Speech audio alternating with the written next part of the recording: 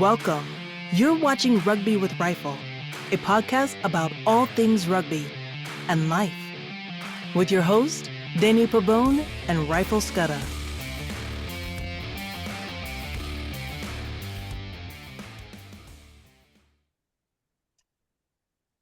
Hello, everyone, and welcome to another episode of Rugby with Rifle, a podcast that brings awareness of the game of rugby to the American audience and beyond. So, in this episode, as we have been talking about in the previous two episodes, we have been reviewing the documentary or series Chasing the Sun 2, which is about the South African rugby team's journey through the 2023 Rugby World Cup. Now, again, if you guys haven't, you should have done it by now. Go to rugbypass.tv, again, rugbypass.tv, and create your free account to watch the series. And also watch Chasing the Sun 1, which is the first installment of the series. And that follows the team through the 2019 Rugby World Cup. So again, we are joined by Rifle, our resident rugby enthusiast. Yes. And today we're going to, like I said, we're going to talk about episodes 3 through 5, and we're going to deep dive into, or actually reintroduce the scrum. And then we're going to talk about something that's a common theme throughout these 3 episodes, and that is, what do you do when things are not going as planned? So very excited to do that. But before we start, Rifle. Yes, Danny, thank you so much. Couple of episodes behind the belt now, and we've got this next one going. So very excited about this. And as we dive into episode 3, 4, and 5 of Chasing the Sun, it's obviously you're going to look at the quarterfinals, the semifinals, and the finals in South Africa, how they played there. So yeah, very, very exciting. I've spoken to a lot of people, and even people from our group, Edgewater, who have watched a couple of the programs or the episodes, and they say they're hooked. They're looking forward to the next one. So it's exciting stuff. So I'm very, very much looking forward to tonight. Thank you. And welcome, everybody. Yes, yes, it's pretty cool. It's just amazing, this game, and I thank you for introducing it to me. And so, like I said before, we are going to reintroduce the Scrum. And the reason we are going to reintroduce the Scrum is because the Scrum plays a very, very prominent role in the game strategy of South Africa. And one of the names that's very interesting, Rifle, is the name or the nickname of the reserves of the forwards that usually come in the second half, and they're known as the Bomb Squad. So we're going to talk about that nickname and what that means later on in the episode. But it's a very interesting story, and the mindset and the strategy that is used through the scrum in order to overpower the opponent. So it's going to be a very interesting conversation of how of what the bomb squad does to their opponents in the game. So that's pretty cool. So, like I said, let's start off by reintroducing the what the scrum is. So I'm going to show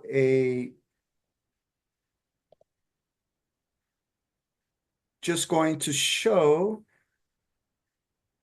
a graphic that I prepared here. One of the previous episodes, your background was a scrum. Yes, it A was. nice picture of a background of the scrum. Yes, there we go. Here we go. So yes, I forget what episode that was. I believe that was episode number 1. Wow. Yes, that was I think maybe, no, I think number 2. In the first one, we just showed the positions. Okay. Yes. So guys, you have to go back and watch those episodes. So we have the scrum here, and we also, so on the left, we have a diagram of the scrum and the 15 positions in rugby. And then on the right here, we actually have what the scrum looks like on the field. And this is a scrum between South Africa and England in the semifinals, correct? Correct, yes. Okay, pretty cool. So, Rifle, can you just reintroduce the scrum and what the scrum is? Sure. The scrum happens when a couple of things could go wrong on the field. As we've mentioned in the beginning, in rugby, you're not allowed to knock the ball forward with your hands. So as soon as the ball goes forward from your hands, the other team gets a scrum. They will put the ball in a scrum. So yeah, as you've said before, the white team is England and the green or South Africa, the Springboks. And can you see, very interesting there, both are scrum halves who are actually number 9. Mhm. If you look at our red and our blue team, the scrum half, the guy who puts the ball into the scrum, he's number 9. But these two, and it's just funny that it happens to be that they're both 21. So they didn't start the game because your starting numbers are 1 to 15. So they came off the bench. They only came on maybe after half time. So both of them, funny enough, wearing the number 21. But the scrum happens when 8 of the forwards in the blue team, they're going to push. They're going to scrum against the other 8 forwards of the red team. And the goal of the scrum is to push your opponent backwards. And as you push them backwards, the ball is going to come out on your side. So you're going to win the ball, and then you can pass the ball to the back line so they can start running. So it is hard work. These guys are, I'm from South Africa, so we work in kilograms. These guys are about an average of 100 kilograms each. So if you've got 800 kilograms, 900 kilograms of power pushing against you, Wow. It's coming from the back. If you're the 1, 2, 3 on either side, if you're the prop or the hooker, I mean, it's coming from both sides. So you really, really, really have to be very, very strong to be able to play in the scrum. It takes a lot of effort. It takes a lot of energy out of you. Some of the numbers, you can see the 4 and 5, their ears are in between guys, so they get cauliflowers, the number 8 as well. So these are the forwards that have cauliflower ears. So it's not an easy thing to do a scrum. And South Africa, what we love scrumming. And one of our weapons is our scrum. And many, many times when we really, really need a penalty, we need some magic, we always can rely on our scrum to do something and then try and get a penalty for us that our kicker can kick the ball over. So that's the importance of the scrum, is to try and dominate the other team.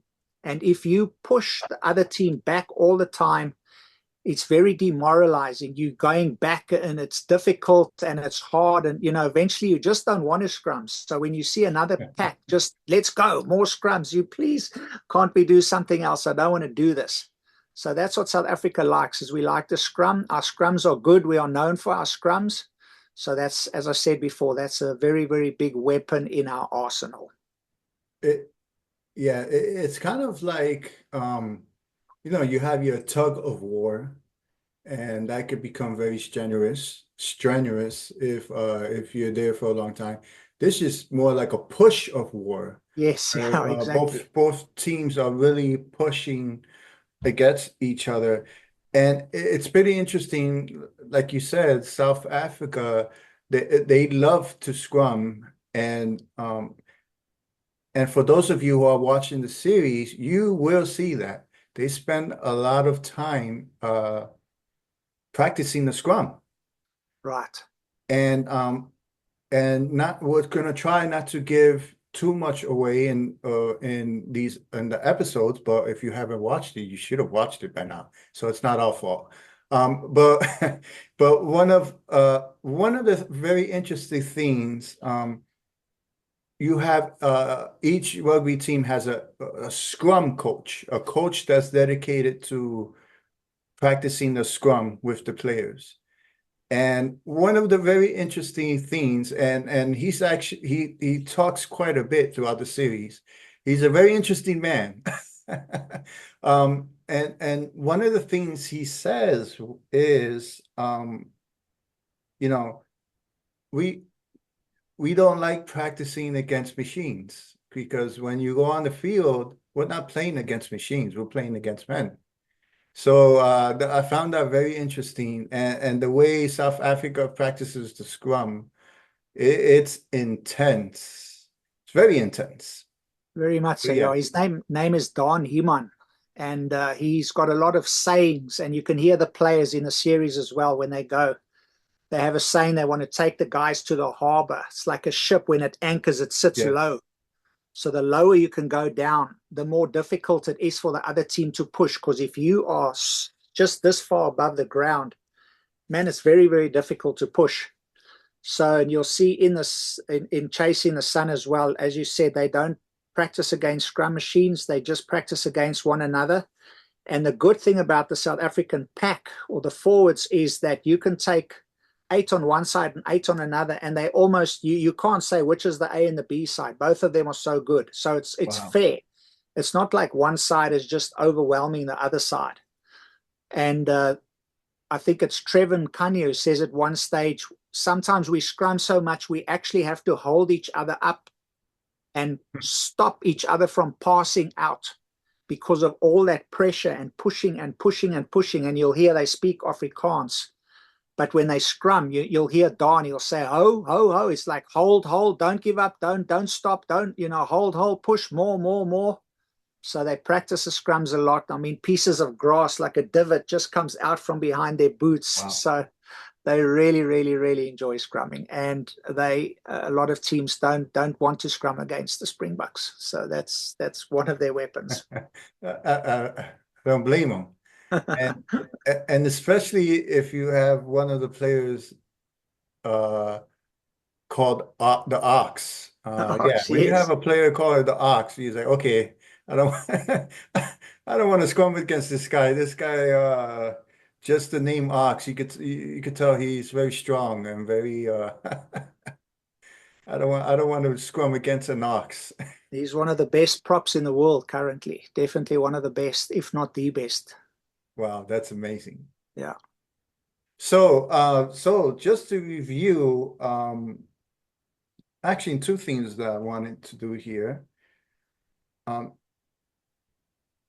So again, this is the scrum, everyone, and we have the scrum half right here, correct, Rifle? Correct, yeah. The number 21s there, who are actually number Who 9s. actually puts the ball into the scrum. Yep. And the objective is for the red team to push the blue team back.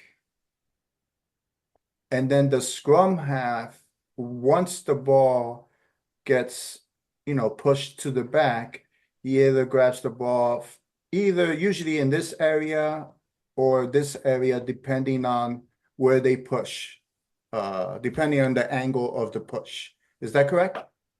Yeah, it can come out behind either 4, 8, or 5. It will come out from their legs. Okay, So or at the it back could come there. out behind here as well. It can come out by 8 as well. So yeah, the 8th man can pick it up, or he can just let the scrum half pick it up as well.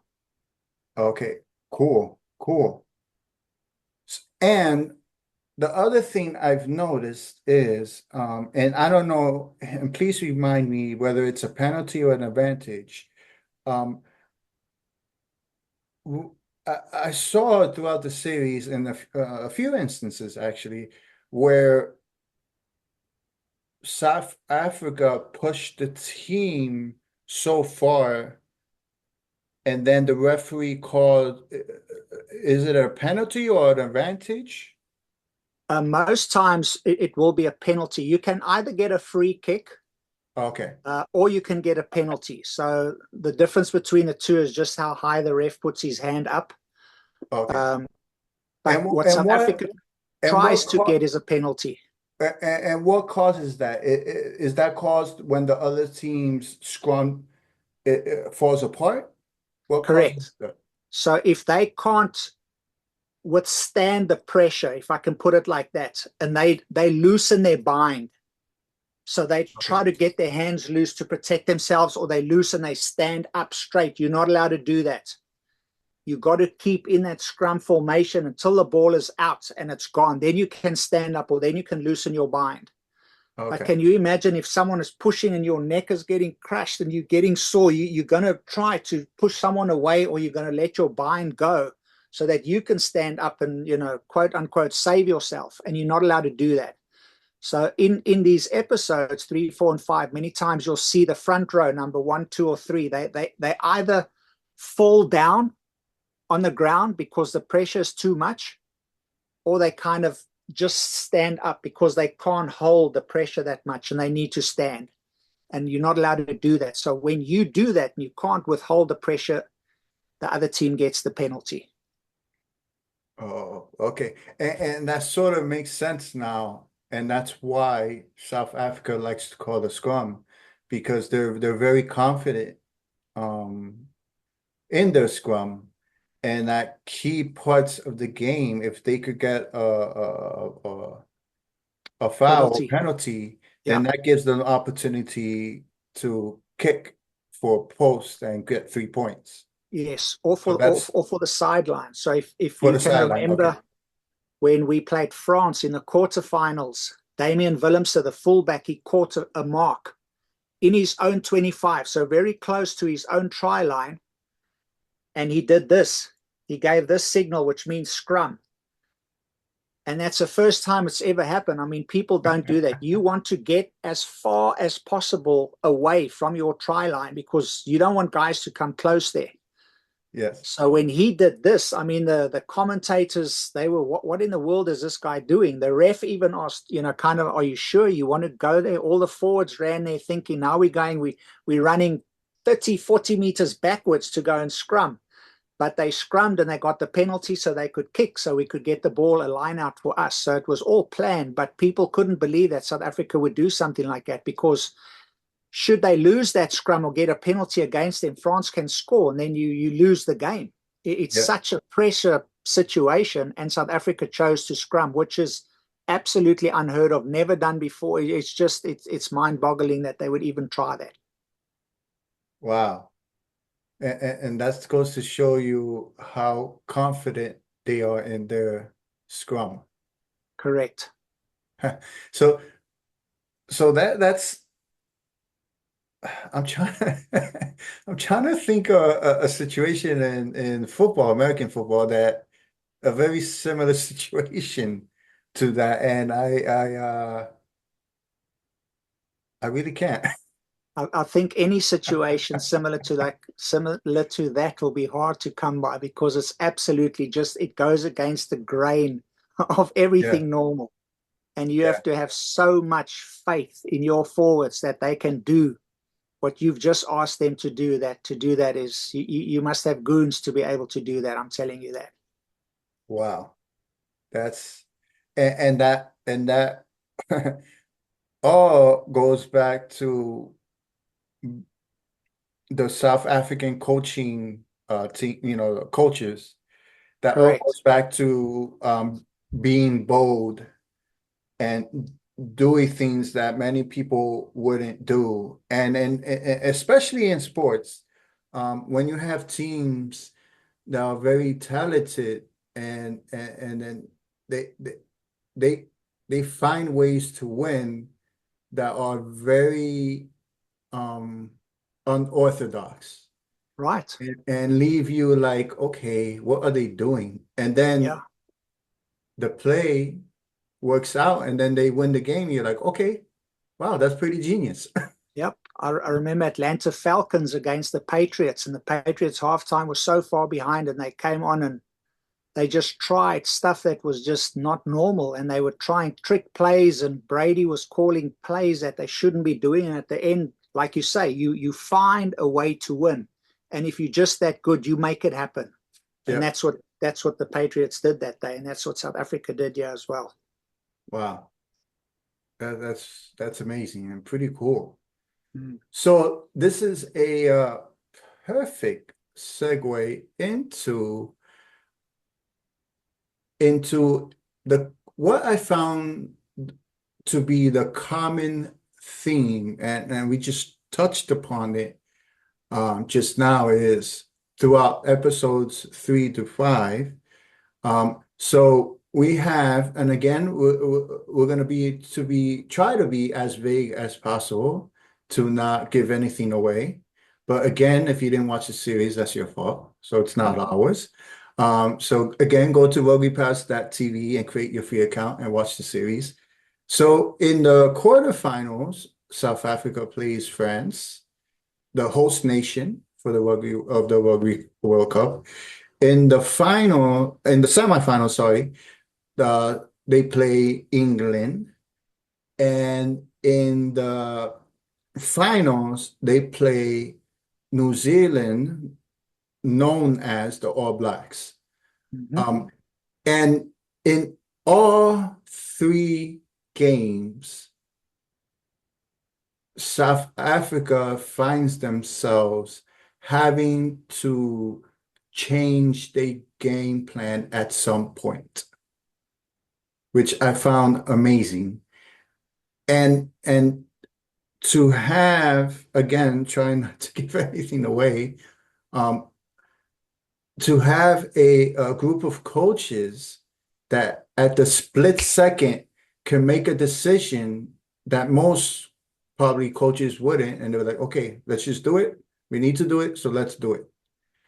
So to make a decision to do something at a split second, it is, I would say, it's a skill, because as you know, in sports, you could have all the skills you want, but if you do not have great coaching is what makes the difference. And I see that a lot in these 3 games that in these 3 games in episodes 3 to 5. So the one thing I wanted you to touch upon is is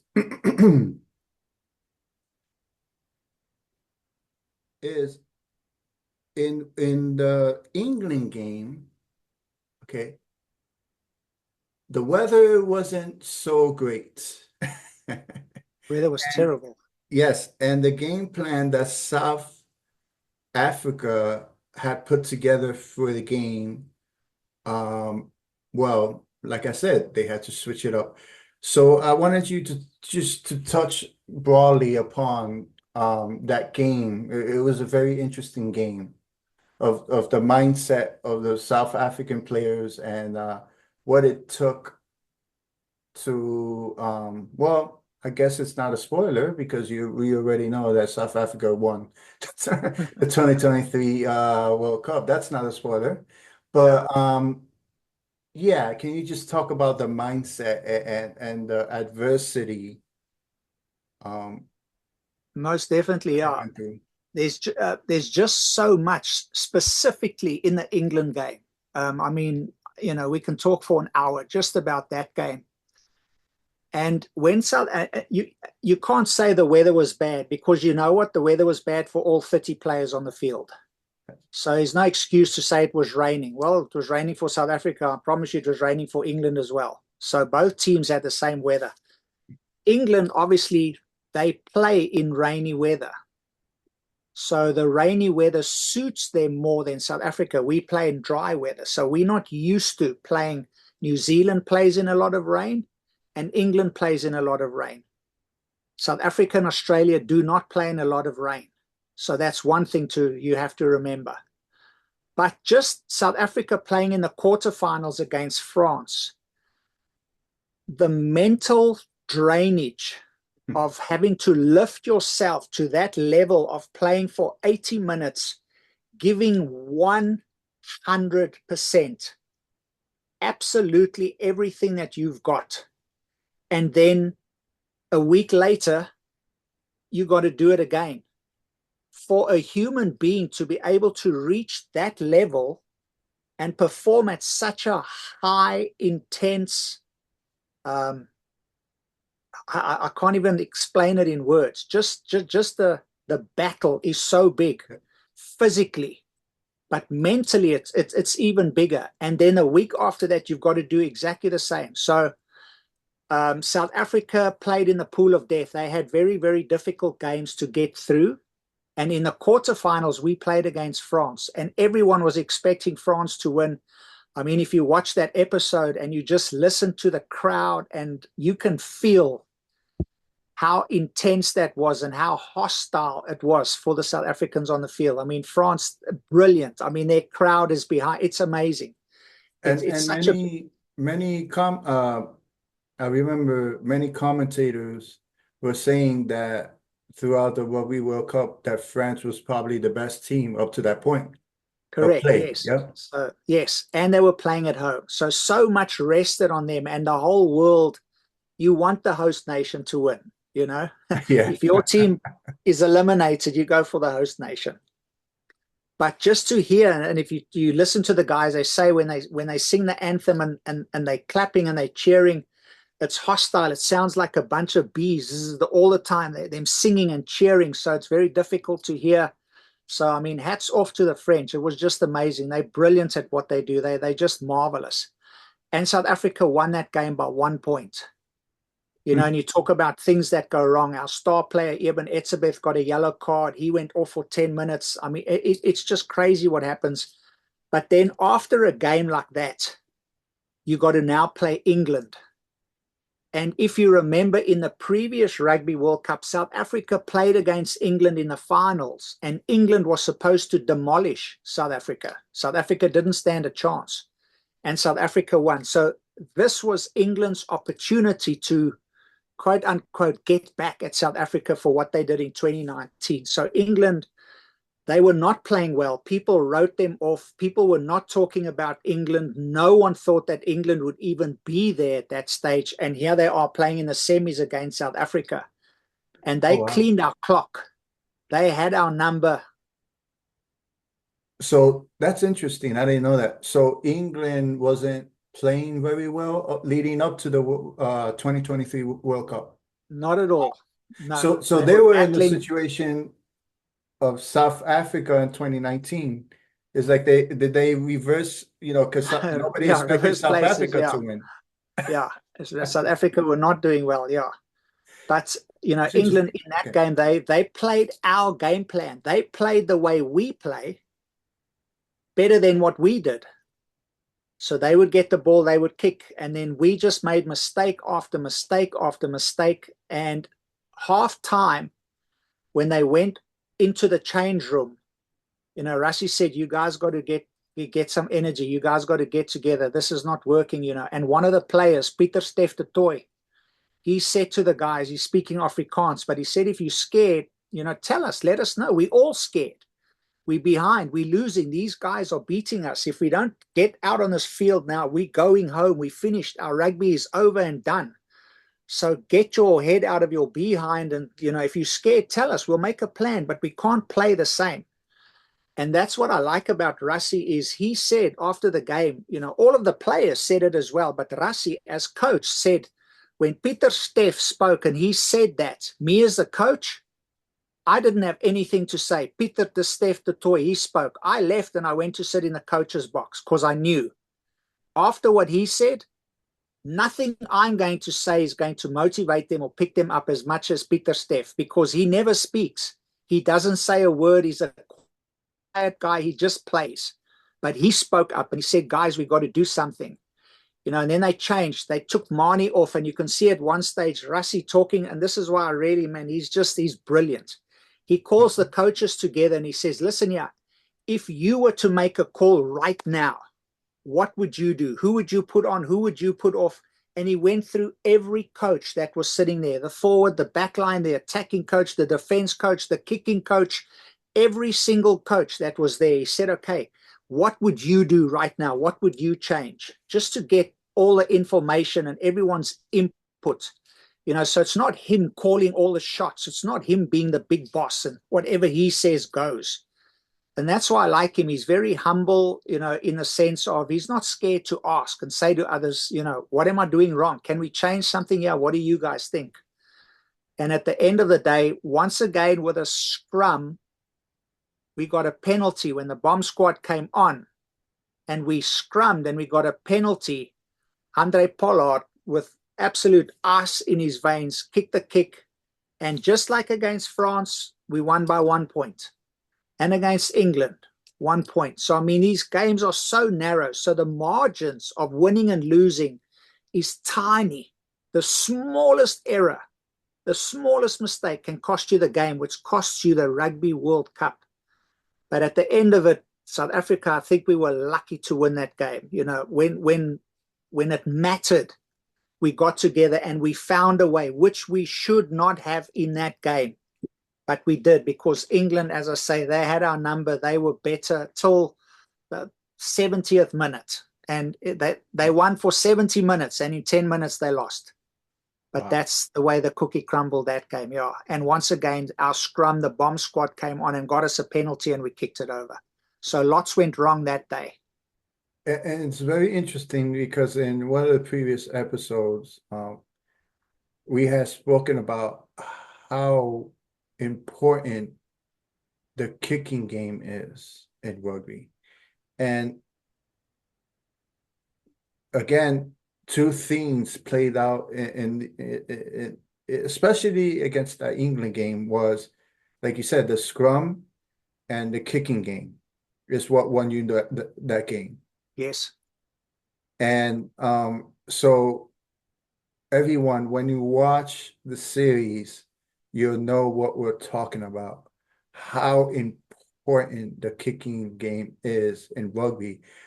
In American football, obviously you could kick, you kick field goals, but you also punt the ball away.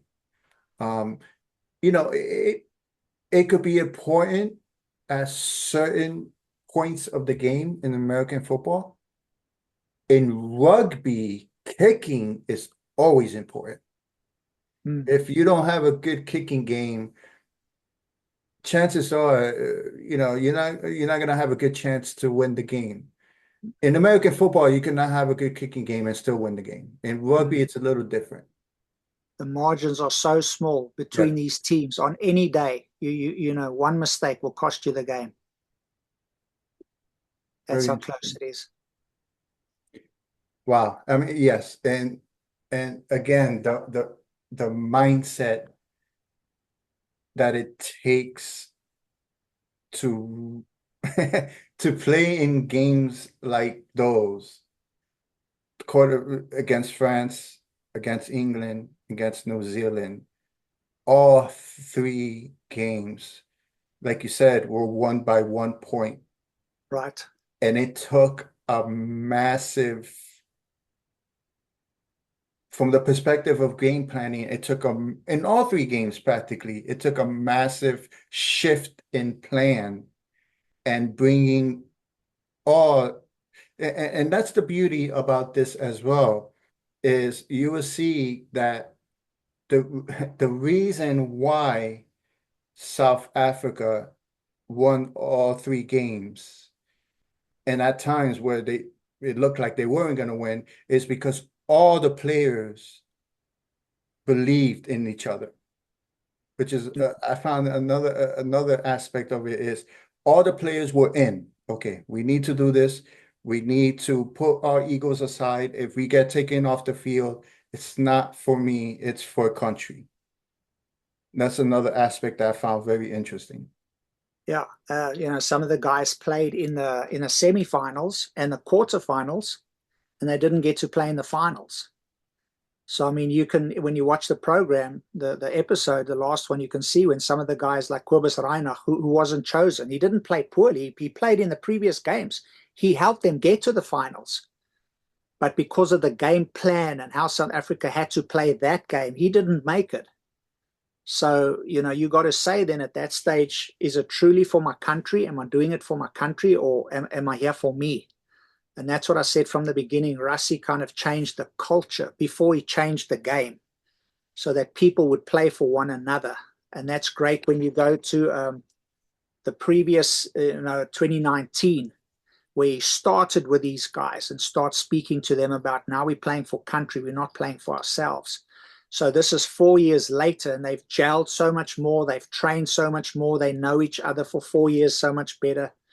And in the last game, like I said, guys who brought them through the quarters and the semis into the finals, they didn't play because of the plan that we had, the 7-1 split, so we could have a bomb squad of 7 that day to go on.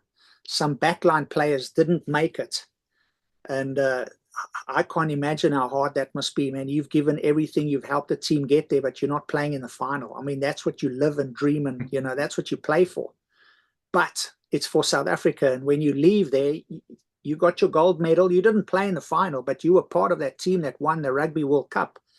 And when you get to the airport in South Africa and you walk through there, and you hold the cup, they're not going to say you played, you didn't. It's like, here's the team. The whole team did it together. And that's another brilliant thing about the mindset of South Africa, is how they play for one another. And the team comes first before I. So that comes through all the episodes as well, that you can see clearly. And Rassie, he makes that plain. He says to the guys, you don't have the right to be upset. This is not about you. It's about something so much greater. And he emphasizes that all the time, which is great. Yeah. I mean, it is equivalent to being in the Super Bowl and telling your wide receivers, hey, this defense is really weak in the run defense, so we're going to put 2 extra running backs. Yes. So that we could expose their weakness. I mean, can you imagine those 2 wide receivers that get pulled? They're like, what? That will never happen in American football. Yeah. So yeah, it's a very interesting. Wow, it's amazing. Mm. So I guess kind of to end this episode, you touched upon something that I wanted you to elaborate a little bit more. And we had spoken about this in a previous episode, and it was the decision for the South African coaches to go with a 7-1 split in the finals. Yeah. We're not talking about a regular game. We're not talking about a game at the club level. We're talking about the final of the Rugby World Cup. Yep. So can you elaborate or remind us what the 7-1 split is and how Rassie came up with the name Bomb Squad? Right, yeah. So as you said, we've discussed this before, but you've got 15 guys on the field, and then you've got the bench or the reserves, whatever you want to call them. So they're number 16 to 23. And throughout the game, you can swap those guys sitting on the bench from 16 to 23. You can take a player off the field and you can put one of the bench on. Just once. You can't, like in football, the defender comes on and then the attacker and then defender. Once you're off, and the guy's there. So what happens in rugby is you want to be very sure that you have forwards and backs, because someone in the back gets injured, you want to put a backline player there. Someone gets injured in the front, a forward, you want a forward there. Can you imagine going into the scrum and you're a backline player? You're not used to scrumming, and all of a sudden you can't do that. It's impossible. So you have to have players that can play in the position should there be an injury. So what South Africa has come up with, what Rassie has come up with, Jacques Nienaber, they have what we call a 7-1 split. So out of the 8 reserves, instead of having maybe 5 forwards and 3 in the back line, so you can have 3 players injured in the back line, which is very possible, and you can still replace them with 3 professional expert backline players. But South Africa said, no, we're going to change it up. We're going to do something else. We want our scrums and our forwards to dominate the whole game. So we're going to put 7 forwards on the bench. And we're going to have 1 backline player. So if one guy gets hurt in the backline, we are done for. No one else can get hurt. It is such a high risk. But that's what they did. And at some games, you can see at one stage, even all 7 come off at the same time. Can you imagine if you're a forward pack and you've been scrumming for 50 minutes and you are so tired, you can hardly walk. And the next thing you see, 7 fresh, big or bigger guys coming to scrum against you for the next 30 or 40 minutes. I mean, talk about being demotivated to go to scrum. And that's what South Africa did. And now because we got the fresh legs, we got the stronger guys, we got the guys that have just not done anything, they've rested the whole first half, they come onto the field and now they can exercise that dominance and they can get the ball to the back line to do that. So that's the 7-1 split, 7 forwards and 1 backline player. Very, very dangerous should any other one of the backs get injured because there's no one else that they can replace him with. Because now you got to take one of these big forwards and they got to go run in the back line. So, I mean, it's just, but that's what we did. That's our game plan. They've worked out ways to should someone get injured in the back line, who can play back line, you know, they've worked all of those little kinks out should it happen. But, I mean, you can listen to the pundits and all the people who are talking about it. The boldest move in rugby ever. I mean, no one has ever done that. Definitely not in a Rugby World Cup. But Russia and South Africa did it. 7-1 split, and people lost their minds. And it at the end of the day, it worked for us. Oh, so yes, the commentators definitely, you know, they made it known that it was, wow, that's crazy. Yeah. So that's the bomb squad. They come up and they blow things up. So that's where they get their name from. They come and everything just opens in front of them. They just blow a hole through everything that they scrum against when they come on. So that's where the bomb squad gets its name. But that's the power of having a whole fresh 7 out of the 8 just coming off the bench, haven't played, and now they got to scrum against guys who've been scrumming for 40, 50 minutes already. I mean, that's not fun. Let me put it that way. So that was our game plan that we put in that game. And again, I can't stress this enough. It goes to show the boldness of the coaching staff to do this in without a doubt, probably their biggest game of the year. Well, literally this game, I mean, you know, people are talking about New Zealand, South Africa, the biggest game ever, you know, since 1995, when South Africa, when we played in our first Rugby World Cup, because before that, because of apartheid, we were not allowed, we were banned. We couldn't play.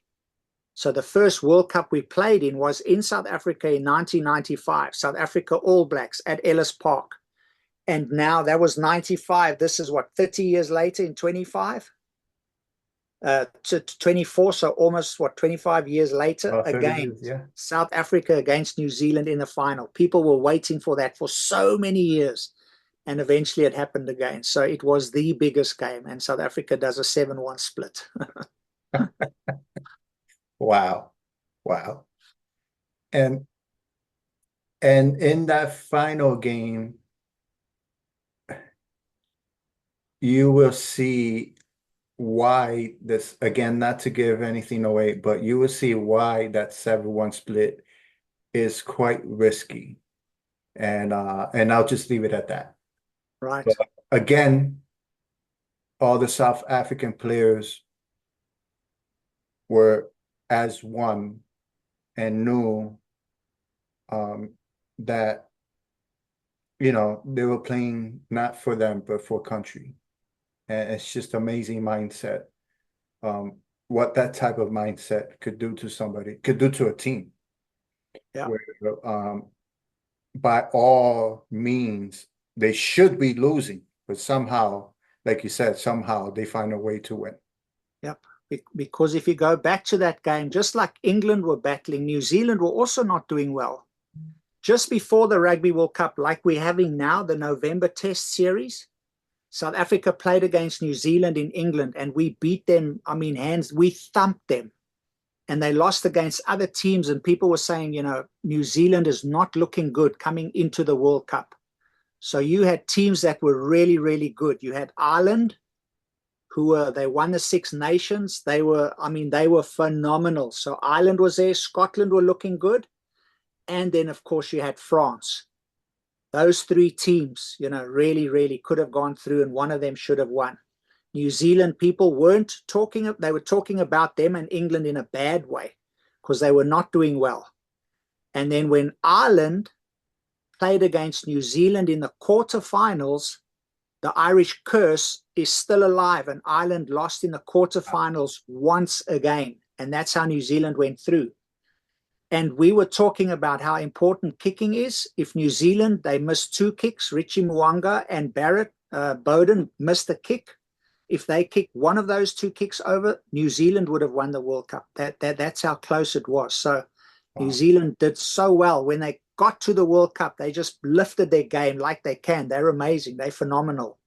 And they played like possessed animals. I mean, they were there and they went to the finals and almost won. If they kicked all their kicks, they would have. It was so close once again. So New Zealand they were amazing. So we were once again, I would say, a bit lucky to win.